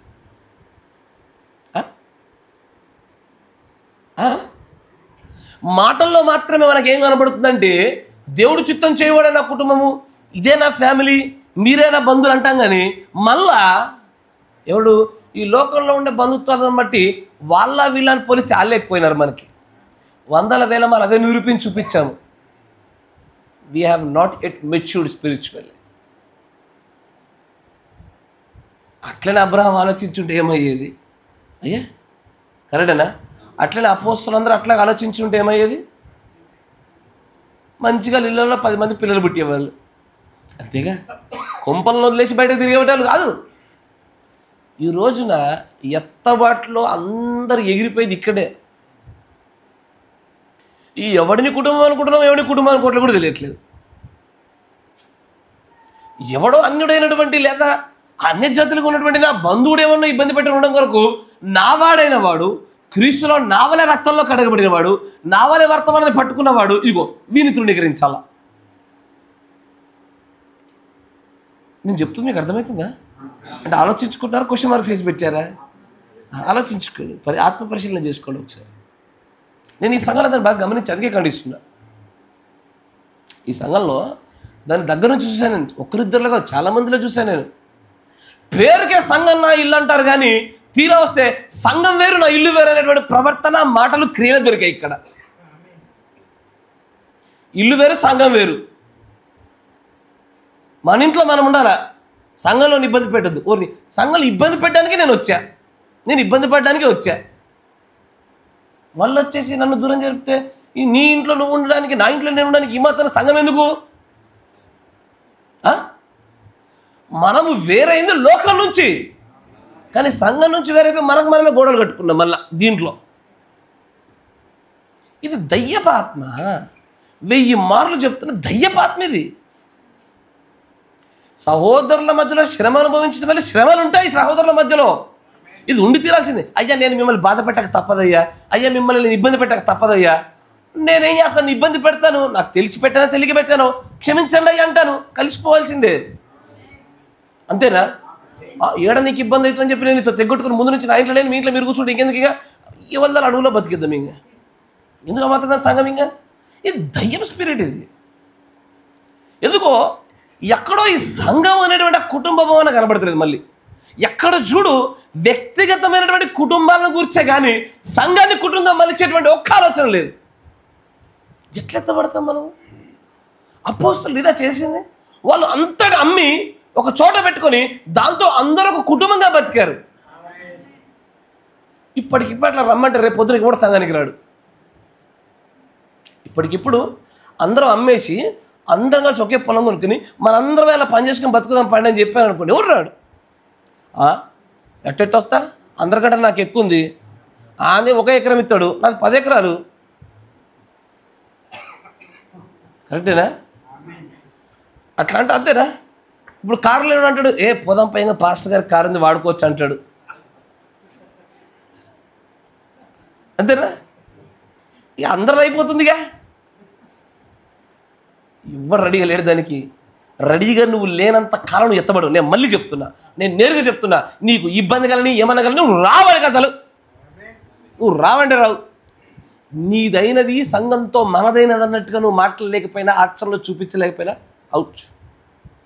నువ్వు ఏది ఈ లోకంలో తుచ్చమైనటువంటి కొన్ని పదార్థాల దగ్గర ఎగిరిపోయిన మనము, బంధువుల దగ్గర ఎగిరిపోయిన మనము, నువ్వు క్రీస్తు దగ్గర కూర్చుంటావా? ఏది కుడి పార్శ్వమున? అంత జోకైపోయిందా ఆయన స్థలము? ఎవడు పడితే వాడికి ఇచ్చేస్తాడా? ఎవడు ద ఓవర్కమర్స్ అంటే ఎవడైతే జయిస్తాడో వాడికి జీవకిరీటము. అది సాధారణంగా జయించేదా? మరి ఆఫ్టర్ ఒక పరుగు పందెంలో జయించాలంటేనే హుస్సేన్ బోల్ట్ తెలుసా? ఆడు ఉరికేది 12 సెకండ్లు 10 సెకండ్ల సమయం తెలుసా? 100 మీటర్స్ పోటేది. అంటే వాడు ఒకసారి ప్రదర్శన నిలబడితే వాడు ఎంతసేపు ప్రదర్శించాలా? 10 సెకండ్లు ఉరుకుతాడు. దాంట్లో వాడు 8 సెకండ్ల చిల్లర వచ్చిన దానికే వరల్డ్ రికార్డ్ పెట్టిండు. ఆడు ఉరికేది 8 సెకండ్లే. ఆ 8 సెకండ్ల వెనకాల ప్రతిరోజు 12-13 గంటల శ్రమ ఉంటుంది. వాడు మెంటల్గా ఫిజికల్గా వాడు రోజు ఎక్సర్సైజ్ చేసి పరిగెత్తి బరువులు పెట్టుకుని ఉరికి 8 సెకండ్ల పని కొరకు ఎన్నో గంటలు ప్రయత్నం చేస్తే వాడు గెలవలేడు. ఒక పరుగు పందానికి ఇంతటి సిద్ధపాటు అవసరమైతే పరలోకానికి ఏం కావాలి? అంటే అంత చీప్ అయిపోయింది అది. అందుకే ఆమెతో అన్నాడు యేసుప్రభు వారు, నా 2 పిల్లలు అటొకని ఇటొకని కూర్చోబెట్టమంటే నువ్వేమడుతావు నీకు తెలుతలే పో అన్నాడు ఆయన. వెళ్ళాడు నువ్వేమడుతున్నావు కూడా ఇది తెలుతలేదు. ఎందుకంటే అందరం ద్రాక్ష పక్కించరు. ఎంతటి లోక సంబంధమైనటువంటి బంధకాల్లో మనం ఇరుక్కుపోయి ఉన్నామంటే నాకు అది నిజంగా వింటుంటే బాధేస్తుంది. యాక్చువల్గా ఒకడి భారాలు ఒకడు మోసుకొని ఒకడి కోసం ఒకటి శ్రమపడి, అరే ఇప్పుడు నేను ఖాళీగా ఉన్నా, నా సహోదరులు ఎవడు బలహీనంగా వాడిని బలపరచడం నా చేతిలో ఉందా, నేను చేయగలుగుతానా, నాతో అవుతుందా, అరే ఏదైనా ఉపయోగపడతానా? ఏం లేదు. ఇవన్నీ సుట్టపు సూపులే మన బతుకులు. కరెక్టేనా? అయ్యో కాదా? ఈ మాటలు మీకు గుచ్చుతున్నాయి. సరేలేండి, వర్తమానంలోకి వెళ్దాం రండి. ఆయన అంటాడు, a church was predestinated to be without spot or wrinkle. సంఘము ఎలాంటి మడత మచ్చ కల్మషం లేకుండా ఉండడానికే ఎన్నిక చేయబడ్డది. అంతేనా? తర్వాత షీఈస్ గోయింగ్ టు బి, ఆమె ఖచ్చితంగా అక్కడ ఉంటుంది ఒక రోజున కదా. ఆ సంఘం ఖచ్చితంగా ఒక రోజున ఆ మడత మచ్చ లేనటువంటి స్థాయిలోకి వెళ్తుందా? మీరు వెళ్తారా? కనీసం ప్రయత్నం చేస్తున్నారా? అట్లీస్ట్ అడుగుల తర్వాత బట్టండి, ప్రయత్నం, మనసులో ఆశ బలంగా ఉందా? నీ యథార్థత బట్టి దేవుడు దీవించును గాక. తర్వాత And the lamb died for that purpose. అసలు గొర్రెపిల్ల చచ్చిందే దాని కొరకు. గొర్రెపిల్ల అంటే ఎవరు? యేసు ప్రభు వారు. ఆ యేసుక్రీస్తు వారు వధించబడినటువంటి గొర్రెపిల్లగా మరణించిందే దాని కొరకు. దేనికి? ఒక్క మడత, ఇదిగో ఈ వ్యక్తిని చూసి ఈ వ్యక్తిలో తప్పుందా, అరే నాకేం కనపడతలేదురా, భూతద్దం పెట్టే కనపడతలేదురా అనే స్థాయికి రావాలని కోరుకున్నాడు ఆయన. ఒకరోజు అదే సూపర్ చర్చ్ అనేది. తర్వాత Then when the last name on that book was redeemed, the lamb came forth and took the book. I am the one that did it. ఇప్పుడు జాగ్రత్త, అక్కడ కొటేషన్ చదివారా? నేను మీకు ఎందుకు క్రీస్తుగా అయ్యాడన్న మరొక కారణం చూపిస్తున్నాను. అక్కడ I am the one that did it, దానిపైన ఏమున్నాయి? 2 చుక్కలు ఉన్నాయి. అంటే ఏదో ఇంపార్టెంట్ అయినట్టు, చాలా ప్రాముఖ్యమైనది అన్నట్టు. అంతేనా? ఈ రోజున కూడా చాలామంది ఈ 7 ముద్రలు తెరిచింది ఎవరు? బ్రహ్మం గారు అన్నారు వాళ్ళు అక్కడ. చాలా చోట్ల these things are revealed to me అనేటువంటి పదాన్ని వాడడం వల్ల 7 ముద్రలు యేసు ప్రభు తెరవలేదు, ఇదిగో బ్రహ్మం అనేటువంటి ఈయన తెరిచాడని ఒక భయంకరమైనటువంటి మాటను వాడుతున్నారు. తప్పది, అబ్సల్యూట్లీ బ్లాస్ఫమీ, అది దేవదూషణ. అది దేవుడు 7 ముద్రల్ని తెరవడం కోసమే గొర్రెపిల్లగా వచ్చి మరణించి జయించిన వాడై వధించబడుతున్న గొర్రెపిల్లగా నిలబడి యూదా గోత్ర సింహంలో అర్హుడైన వాడు ఎక్కడైనా ఆయన మాత్రమే అర్హుడిగా నిలబడవలసిన చోట ఆయనకు స్థానం ఇవ్వకుండా ఆయన స్థానంలో మరొక వ్యక్తిని పెట్టారు. మీకు ఇదివరకు కూడా చెప్పాను, క్షమించబడని పాపంలోను గర్వమైన వర్తమానం కొన్ని మాటలు చెప్పాను.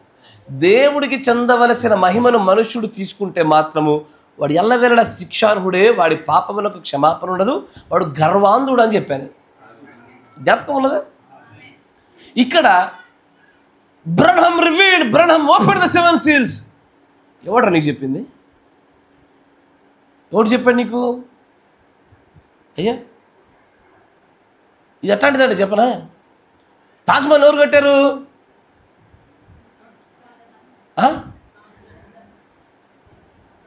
ఎవరు? కరెక్ట్గా చెప్తున్నారమ్మా, మళ్ళీ అడిగా అంతే. తాజ్మహల్ కట్టింది ఎవరు? షాజహాన్. కానీ ఒకడు వచ్చి తాపీ మేస్త్రికి వచ్చాడు, తాపీ మేస్త్రికి వచ్చాడు అంటే ఎటుంటుంది? కట్టింది తాపీ మేస్త్రే, కట్టించోళ్ళు లేకపోతే ఎట్ట కడతాడు ఆయన? అంతేగా. 7 ముద్రలు తెరిచింది ఎవరు? యేసుక్రీస్తే. మధ్యలో వ్యక్తుడిని వాడాలి, తాపీ మేస్త్రి ఆయన, అంతే. కరెక్టేనా? ఇల్లు కట్టుకుంటారా మీరు? ఎవరు కట్టిర్రు? నేను కట్టుకున్నా, ఫారెన్కి వెళ్ళి సంపాదించుకొని వచ్చి, అంతేనా కదా? అట్లాగే కట్టేవాడు వాడు ఉంటాడు, అంత కట్టించేది మనమే. అంతేగాని ప్రతిదానికి అయ్యా యేసుక్రీస్తు వారు తెరిచినటువంటి ముద్రల యొక్క ఘనతను, ఆధిక్యతను చాలామంది తెలియకుండానే అయ్యా మనుషులకు అప్పచెప్పేశారు. వారు ఎంత దూరం వెళ్ళిపోయినారంటే ఆ మనుషుడు ఎంతటి గొప్పవాడై ఉంటే మాత్రము ఆ ముద్రలు తెరవడానికి ఎవ్వడు కూడా లేనప్పుడు ఆ యోహాను ఏడుస్తున్నాడు. అరే ఈ ముద్రలు తెరవడానికి యోగుడు ఎవడు లేడా అని ఏడుస్తున్నటువంటి ఆ చోట ఇప్పుడు తెరిచింది ఎవరు? I am the one who did it. అదే అక్కడ ఉన్న పదము. ఇది ఈ ఒక్క కొటేషన్ ఆధారం చేసుకుని వాళ్ళు ఏం చేస్తారంటే ఆయనను దేవుణ్ణి చేసి అత్యంత బ్లండర్ మిస్టేక్ చేశారు. అది భయంకరమైన తప్పు. క్రీస్తుతో పాటు సమానమైన స్థాయిలో ఏ ప్రవక్త లేడు. This is absolutely right. క్రీస్తు ఎక్కడో ఉన్నాడు, ప్రవక్తలు చాలా దూరంలో ఉన్నాడు.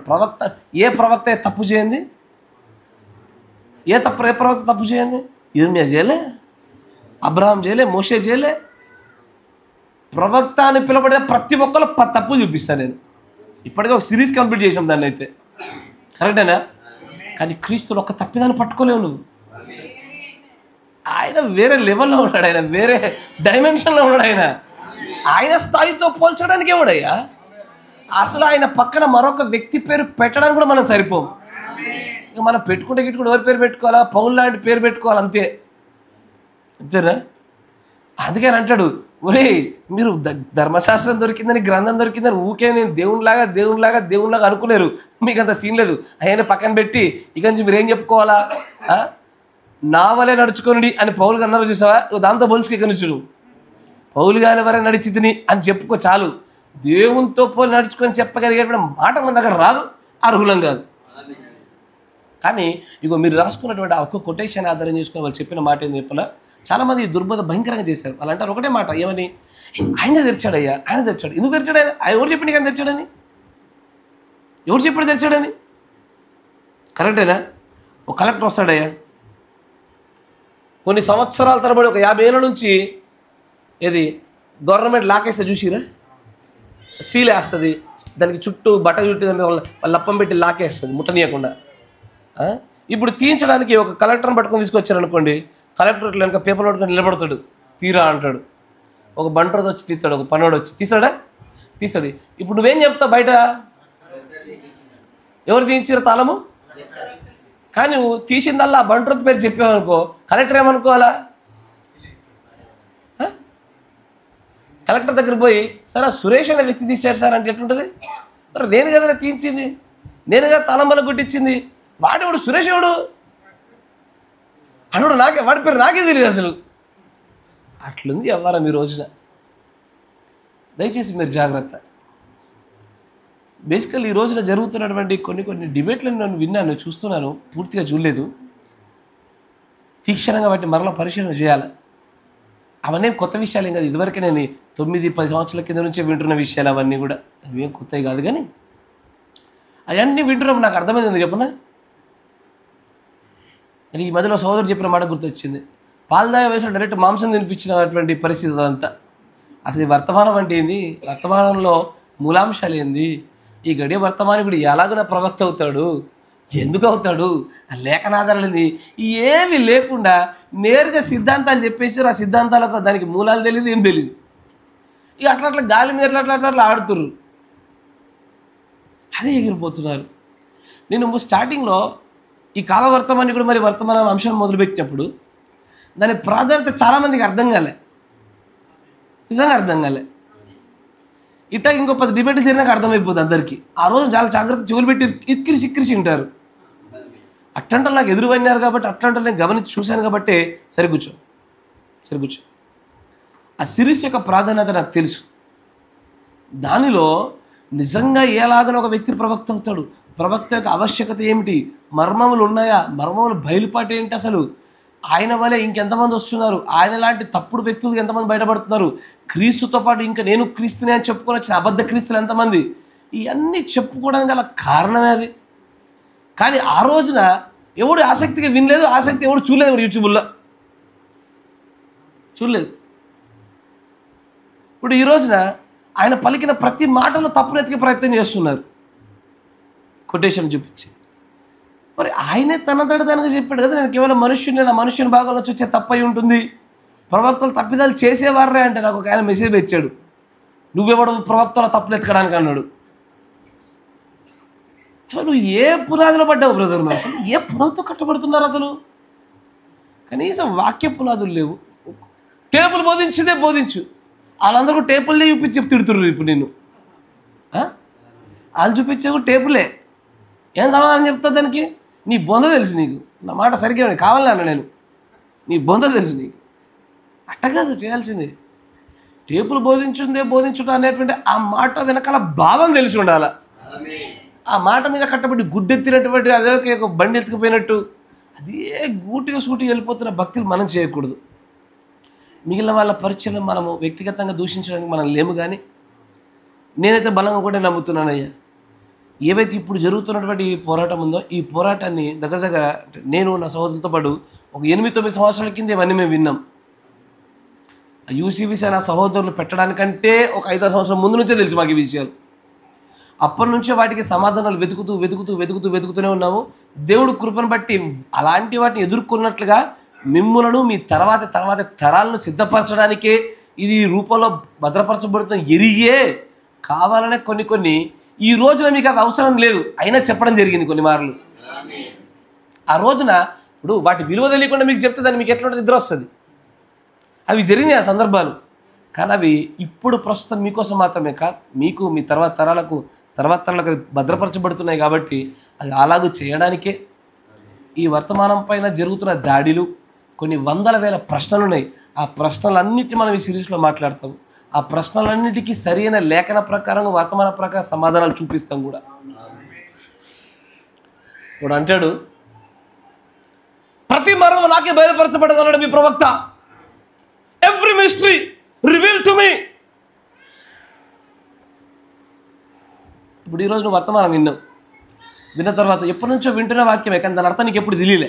ఇంటికి వెళ్ళాక ఏమనుకుంటావు, అబ్బా దేవుడు నాకు భలే బయలుపరిచాడు నాకు అంటావానవా సార్. అదే సెన్స్లో ఆయన మాట్లాడాడు. కానీ దాన్ని ఏమన్నారంటే, ఆయన పక్కడు దగ్గరికి వెళ్ళి చూసి కాపీ కొట్టిండు, వాళ్ళు చూసి కాపీ కొట్టిండు. అయ్యా దాని మీద కూడా మనకు సిరీస్లు ఉన్నాయి. నా మాట వింటున్నారా? ఒక దిక్కున క్లారెన్స్ లార్కిన్ యొక్క సిద్ధాంతాలు, ఈ గడియ వర్తమాన సిద్ధాంతాలు, చార్లెస్ తెజ్ రసెల్ యొక్క సిద్ధాంతాలు, వాళ్ళ సిద్ధాంతాలు, ఇవి కూలంకషంగా ఆ వాళ్ళ యొక్క ఖచ్చితమైన ప్రచురణలో పెట్టి మన పక్కన పెట్టి చూపిస్తాను నేను. అక్కడ కాపీ కొట్టమంటే ఏమి ఉండదు. నీ కంటికి అన్ని కాపీ కొట్టడం కనబడుతాయి, పసరికలు వచ్చినాయి అన్ని పచ్చగా కనబడ్డట్టు నీకు అట్లా కనిపిస్తుంది. కానీ అక్కడ కాపీ కొట్టడాలు ఏమి ఉండవు. ఊరికే పిచ్చెక్కి వర్తమానం నమ్మలేదు. ఒక మతంలో నుంచి వేరే ఒక అన్యమతంలో నుంచి ఆ తప్పనుకొని ఒక దాంట్లోకి వస్తుంటే ఊరికే గుడ్డిగా డబ్బు కొరకు వ్యక్తుల కొరకు ఏదో పదవులు నాశించి వచ్చింది కాదు. ఇది ఎన్నికనైనా ఎన్నిక, ఆయన అనాది ప్రణాళిక ఎన్నిక ఇది. నేను గమలియలు చెప్పిన మాట చెప్తాను ఈ సిరీస్లో. ఇక చాలా ఉంటాయి, అందుకే చెప్పాను కదా ఈ కాల వర్తమానం దీంట్లో 100 కాదు 200 వీడియోలైనా అవుతాయి. ఎందుకంటే ఇది చాలా కంటెంట్స్ ఉన్నాయి. ఇది 7వ వాడని చెప్పుకున్నవాడు 8వ వాడని చెప్పుకుని చాలామంది వాళ్ళని కూడా బయటకు తీసుకురావాలా. వాళ్ళ బోధనలు బహిర్గతం చేసి వాళ్ళకి ఎండకడాలను నరకేసేయాల. తర్వాత మన పైన జరుగుతున్నటువంటి ఆ దాడుల గురించి కూడా చాలా విషయాలు చెప్పాలా. ఇంకా మీరు బయట ఇప్పుడు జరుగుతున్న డిబేట్లో మీరు వినటువంటి కొన్ని క్వశ్చన్స్ ఉన్నాయి, 100 క్వశ్చన్స్ ఉన్నాయి. అలా అనేకమైన వాటికి సంఘాలు సిద్ధపరచాలి. ఇవి సిద్ధపరచకుండా ఉత్తుత్తగా నాకు ఏం చేస్తున్నారో అర్థం కాదు కాపర్లు. ఇప్పుడు వారం 3 దినాలు ఉంటాయి. ఇదివరకు చెప్పిన మళ్ళీ చెప్తున్నా, ప్రతి ఆదివారంలో సార్వత్రిక సంఘానికి సంబంధించిన మాట్లాడుకోండి. సాటర్డే నాడు అందరు రారు, కొంతమంది వస్తారు. స్థానిక సంఘానికి సంబంధించినటువంటి శుద్ధీకరణ గురించి మాట్లాడుకోండి. But at least dedicate 1 single day, ఒక రోజుని వారంలో కేటాయించాలి. దేనికంటే వర్తమానంలో బలమైన వేర్లు పాతుకొని పోగులాగిన బలపరచాలి. అనేకమైనటువంటి ఆ ప్రశ్నలకు నివృత్తి జరగాల. ఇది జరగకుండా ఏదో ఉత్తుత్తగా ఏ వర్తమానం దొరుకుతా వర్తమానం చెప్పుకుంటే ఈరోజు చదివిన చెప్పేస్తా అట్ట కుదిరేది కాదు ఇది. ఇప్పుడు చూడండి ఎంతమంది ఎగిరిపోతారు. ఇప్పుడు ప్రస్తుతం అట్లాంటి కాలం, ఎగిరిపోయేటల కాలం ఎక్కువైపోయింది. ఈ రోజున కొత్తగా వచ్చిన ప్రతి ఒక్కరు ఎగిరిపోతారు. ఎక్కడ సర్వసత్యం గురించి అవగాహన లేని వ్యక్తులు జారిపోతారు. అట్లా కాదు, దేవుని యొక్క నిజమైన ఎన్నికలో ఉన్నవాడు ఎవడు జారిపోడు, ఎన్నటికీ జారిపోడు. వాడు కదల్చబోడు. వాడు నీటి ఏరున నాటబడిన వేరులాగా తన కాలం ముందు ఫలించే చెట్టులాగా బలంగా నిలబడతాడు వాడు. నేను ఇప్పుడు ఈ రోజున ఆ ఏరు పక్కన ఒక చెట్టు నాచా, ఇప్పుడే మొలుస్తే ఇప్పుడే దానికి ఫలాలు వస్తాయా? టైం పడుతుంది కాస్త. అట్టాగే నిలబడాలి. ఒక రోజున ఫలం వస్తుంది అని చెప్పేసి స్థిరంగా బలంగా నిలబడినప్పుడు వచ్చేస్తుంది అది. అనేకమైన అంశాల గురించి మాట్లాడతాడు. ఆయన బుద్ధులు తెరిచాడని చెప్పి ఆయనను క్రీస్తుని చేసి అత్యంత భయంకరమైన దేవదూషణ కారణమైనారు. No, that is a work of God. కానీ ఈరోజు నేను మీకు చెప్పే సంగతి ఒకటే, ఎప్పుడైనా ఒకటే, ఎవరికైనా ఒకటే మాట. ఎవడైనా ఒక వ్యక్తి లేచినా, ఒక వ్యక్తి బలంగా మాట్లాడినా, నేను కూడా కొంతమంది విరోధంగా లేచిన వాళ్ళని కూడా వదిలేసిన చాలామందిని. ఎందుకంటే దేవుడి వల్ల అయితే వాళ్ళు నిలబడతారు, దేవుంది కాకపోతే ఎగిరిపోతారు. అంతేగా, దేవుడి వలనైతే నిలబడతారు, దేవుంది కాదా చెదిరిపోతారు. ఒక రోజున వారి నాశనాన్ని వారే ఎదుర్కోవాల్సిందే. లేఖనం అనేది తప్పిపోదు. గమాలియేలుకి అంతటి ప్రత్యక్షత ఉంటే ఈ గడి వర్తమానంలో మనకెంత ప్రత్యక్షత ఉండాలా? ముద్రల గుండా మర్మాల గుండా వచ్చిన వాళ్ళము మనకెంత ప్రత్యక్షత ఉండాలా? జాగ్రత్త. గాలికి కదిలేలాగా అటు ఇటు మీరు కదిలిపోబాకండి. మీ యొక్క బలాలు మీరు మంచిగా బలపడుతూ ఉండండి. అందరికి ఒకే రకమైన జ్ఞానస్థాయి ఉంటుందని నేను చెప్పను. కానీ నువ్వు ఏ స్థాయిలో ఉన్నావో అక్కడి నుంచి ఎదుగు. నువ్వు 1వ తరగతి ఉంటే 2వ తరగతికి రా, 5లో ఉంటే 6కి రా, ఇంటర్మీడియట్లో డిగ్రీకి రా. కానీ ఎదుగుతూనే ఉండు. Never stop learning. నేర్చుకోవడం ఎప్పుడు ఆపొద్దు. అన్నీ తెలుసు అనుకున్న ప్రతి ఒక్కడు కింద పడ్డాడు. నేను ఇంకా విద్యార్థినే నేర్చుకుంటానని ఇప్పటికీ నేటికి ఆసక్తి కలిగి, ఎందుకంటే ఎవడైతే అన్నీ తెలుసు అనుకుంటాడో సరిపోయింది అనుకుంటాడో నిద్రపోతాడు ఎప్పుడు కూడా. వాడి ఒక మంచి మేజర్ సూత్రం అది. అన్నీ వచ్చిన నిద్రపోతాడు, ఏం రావడం నిద్రపోతాడు. నేర్చుకుంటాడు ఎప్పుడు నిద్రపోడు. అది విద్యార్థిలాగా ఎల్లవేళ ప్రయత్నం చేస్తూనే ఉంటాడు. మీరు జాగ్రత్త. దేవుడు మళ్ళీ దీవించును గాక. మిగతా విషయాలు మనం ముందుకు పోతున్న కొద్దీ, సాగుతున్న కొద్దీ మనం గమనించి ముందుకెళ్దాం. లేదా దేవుడు ప్రేరేపబడి ప్రస్తుతం జరుగుతున్నటువంటి సమకాలంలో ఉన్నటువంటి కొన్ని సందర్భాలను బట్టి సంఘాన్ని కొన్ని మాటలు చెప్పాలని ఖచ్చితంగా ప్రేరేపించబడినటువంటి విషయాలు ఇవి. లేదా అచ్చంగా క్రీస్తుగా చేయబడుతున్న అనేకమైన కారణాలు చెప్పుకోవడం చాలా చెప్పుకోవచ్చు. కానీ ఈ మాటలు నేడు మీకును సార్వత్రిక సంఘానికి చాలా అవసరం ఇవి. దేవుడు మళ్ళీ దీవించిన మోకరించండి, ప్రార్థన చేసుకుందాం. మన మధ్యలో ఉన్నటువంటి సహోదరులు దేవరాజ్ బదర్ గారు ప్రార్థన చేస్తారు. స్తోత్రం స్తోత్రం.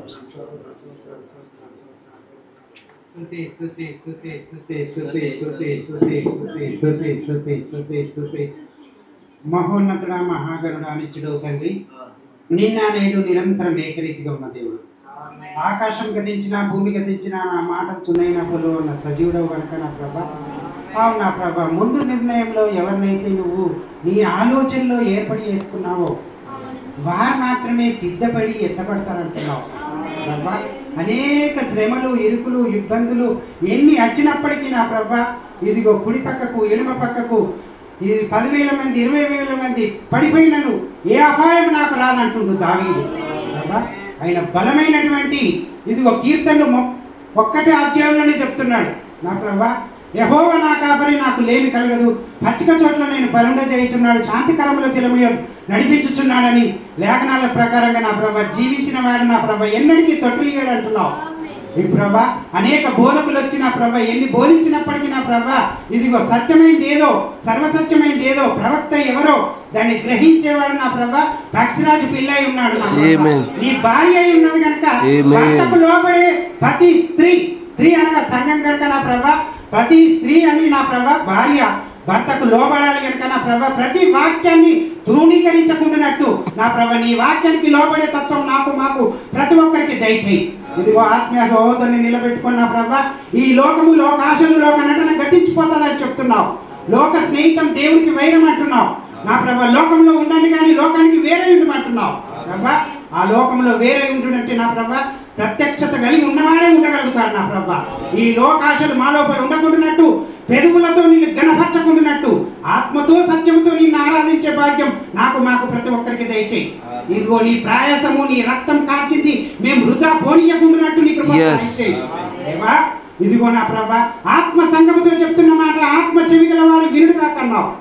కల్పన కథలకు చెవి కాలం వచ్చింది, ముసలమ్మ ముచ్చట్లు పెట్టే కాలం వచ్చింది కనుక నీ భార్య అయితే జాగ్రత్తగా దాన్ని విని గ్రహించుకొని నా ప్రభా ఇదిగో ఎవరితో నాకు సంబంధం లేనట్టు నా ప్రభా యెహోషువను చూసినట్టయితే మీరు ఎవరినైనా సేవించండి, నేను నా కుటుంబమును యెహోవాను సేవిస్తామన్నాడు. అలాంటి నా ప్రభా ఇదిగో నా ప్రభా ఒక గురి కలిగి జీవించడానికి ఈ పరుగు పందెంలో ఓర్పు ప్రేమను దయచేసి ఇదిగో లోతు భార్యను యోపు భార్యను జ్ఞాపకం చేసుకోమన్నావు. వెనుదిరిగి చూడకుండానట్టు నీ కృప సహాయం చేయి. ఈ పరుగు పందెంలో ఓర్పు ప్రేమను దయచేసి ఇంకా మా ప్రభా మాకు తెలియని ఎన్నో ఉన్నాయి నా ప్రభా. గమనీయులు బోధకుడు నా ప్రభా చెప్పిన రీతిగా నా ప్రభాని ప్రవక్త చెప్పిన రీతిగా మేము వినడానికి నా ప్రభా ఇదిగో వినడానికి ఆసక్తి కలిగి నా ప్రభా మా మనసులను మా హృదయాలను సున్నతి చేసుకున్నట్టుకు నీ కృప సహాయం చేయి. వాక్యం మా చెవుల మీదకి వెళ్ళి పోకుండానట్టు నీ కృప సహాయం చేయి. హృదయం అనే పలక మీద దిద్దుకొని ఈ పెంటతో సమానం చూడడానికి నీ కృప సహాయం చేయి. మోషేను చూసినట్టయితే ఇల్లంతట్లో నమ్మకంగా ఉన్నాడు ప్రభా. ఆయన ఎంతో ధనవంతుడు రాజు అయినప్పటికీ నా ప్రభా ఎన్నో శ్రమలు, ఇరుకులు, ఇబ్బందులు అనుభవించినప్పటికీ దేవుడి వైపు చూచాడు. అలాంటి తత్వం నాకు మాకు ప్రతి ఒక్కరికి దయచేసి నీ చిత్తం సఫలపరిచి ఇంకా ముందున్న సమయతని స్వాధీనం ఉంచుకోమని మేము ప్రభా ఆకాశమందు నీవున్నావు, భూలోకంలో మేమున్నాం కనుక మా మాటలు కొద్దిగా ఉండాలి, అవి ఉప్పు వేసినట్టు ఉండాలి. ఇగో భక్తిపరుడు అనుకున్నవాడు తన నేలకకు పెదవులకు నా ప్రభా చిక్కం వేసుకోమన్నావు, కళ్ళెం వేసుకోమన్నావు. అలాంటి భక్తిలో ముందుకు సాగిపోయి ఇంకా నేర్చుకోవడానికి నీ గొప్ప సాయం చేయమని బలమైనటువంటి ఆహారం మాకు దయచేసి నీ చిత్తం సఫలపరిచి ఆత్మీయ సహోదరుని ఇంకా ఏడంతలుగా ఆత్మతో నా ప్రభువును బలపరిచి భద్రపరచమని ఆ కుటుంబాన్ని నీ చిత్తులకై అప్పచెప్పుకుంటూ నీ గొప్ప సాయం చేయమని ప్రభువైన యేసుక్రీస్తు నామములో స్తుతించి ప్రార్థన చేయించున్నాం. ఆమేన్. పరిశుద్ధుడు సర్వశక్తి సంపన్నుడు తండ్రి, నిజముగానే ప్రభువా అనేక మంది మనుష్యులు గొప్పగా వాడబడుతున్న వారిని సైతము క్రీస్తులుగా చేసిన చెడ్డతరం ఇది. కానీ ప్రభు, నీవు మాత్రమే నిజమైన దేవుడు అయి ఉన్నావు. ఏ మనుష్యుడు కూడా క్రీస్తుని పిలవడానికి ప్రభు అర్హుడు కాదు నాయన. నీవు మాత్రమే నిజమైనటువంటి దేవుడవు, మెస్సయ్య ప్రభు. అలాంటి ప్రజలు ప్రభు మీరు క్షమించండి. ఈ వర్తమానం పట్ల సరైన అవగాహన లేకుండా అలాంటి కారణాల వెంబడి నాయన చెదిరిపోయినటువంటి వారు ప్రభు, నాయన ఆ శాఖలని, ఆ వ్యవస్థాపకులు మరణించిన వెంటనే వారి గుంపులు కూడా చెదిరిపోతాయని సెలవిచ్చాం నాయన. నిజంగానే ఇంతవరకు మాట్లాడిన మాటల్లో నా తండ్రి నిజంగానే మేము చూడవలసిన సంగతులు చూచినట్లుగా ప్రస్తుత సమకాలీన సందర్భంలో ప్రభు జరుగుతున్న విషయాలకు సంబంధించి కొద్ది మాటలను బట్టి ప్రభు నాయన మేము నిజంగానే దాన్ని ఎలాగో చూడాలో, ఎలాగో జరుగుతున్న వాటిని పట్టుకునేలాగున మీరు కలగజేసిన ప్రత్యక్షతను బట్టి మిమ్మల్ని స్తుతిస్తున్నాము. మేము మనుషులకు విరోధం కాదు కానీ నాయన వ్యవస్థలకు విరోధంగా ఉన్నాము, మరి సిద్ధాంతాలకు విరోధంగా ఉన్నాము ప్రభు. కనికరం చూపండి, మీరే తోడుగా ఉండండి ప్రభు. ఈ సంఘము ఈ వర్తమానంలోను, ఈ వర్తమానికుడి యొక్క ప్రత్యక్షతల్లోనూ బలమైనటువంటి నాయన ఆ యొక్క వేరు పారే పునాదితో నిజంగా బలంగా స్థిరపరచబడలాగున, భావి తరాలు కూడా బలపరచబడలాగున సహాయం దయచేయండి నాయన. నిజంగానే తాము నాయన ఆ యొక్క పేతురు గారు చెప్పినటువంటి రీతిగానే మిమ్మల్ని హేతువడుగు ప్రతి వానికి సమాధానం చెప్పుటకు సిద్ధపడు అంటున్నారు నాయన. అలాంటి ఒక ధన్యకరమైనటువంటి వివేచన జ్ఞాన స్థితిగతుల్లో ఈ సంఘమంతటిని మీరు నిలపమని కృపగల దేవ ప్రయాసంతో తండ్రి ప్రయాణం చేసిన వారిని సైతం మీరు ఆశీర్వదించమని, బలపరిచి స్థిరపరిచి ముందుకు కొనసాగింపచేయమని ప్రభు అయిన యేసుక్రీస్తు నామములో ప్రార్థన చేయుచున్నాము. ఆమేన్. Praise the lord. God bless you. దేవుడు మళ్ళీ దీవించును గాక.